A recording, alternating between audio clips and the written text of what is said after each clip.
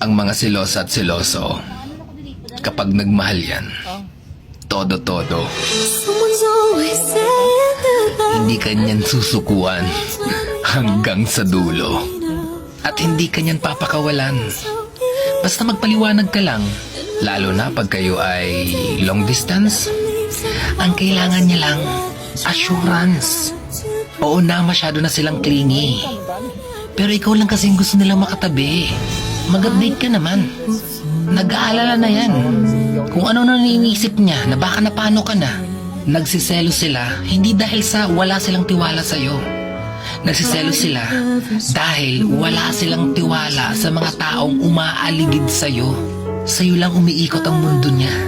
Kaya kapag pinahinto mo siya at pinatigil sa pagsiselos niya, para bang hindi niya naipaparamdam sa'yo na ikaw lang ang sentro ng nag-iisa niyang mundo. Tandaan mo, ang mga taong silosa at seloso, minsan lang tamaan ng todo. Kaya napakaswerte mo. Kaya wag mo siyang baliwalain. Dahil kapag nawala yan, sigurado ako, sa next na jowa mo, mamimiss mo yan. At ganyan ang iyong hahanap-hanapin.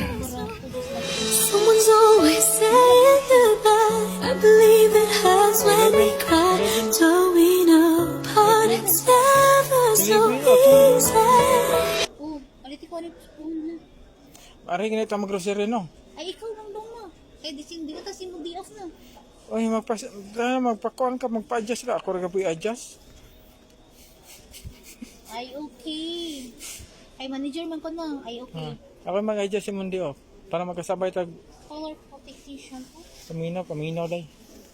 Ako mag-adjust og diop para magkasabay ta. Okay? Pero meron ako mag-adjust. Sana all. Okay. Oh. Asa na ka?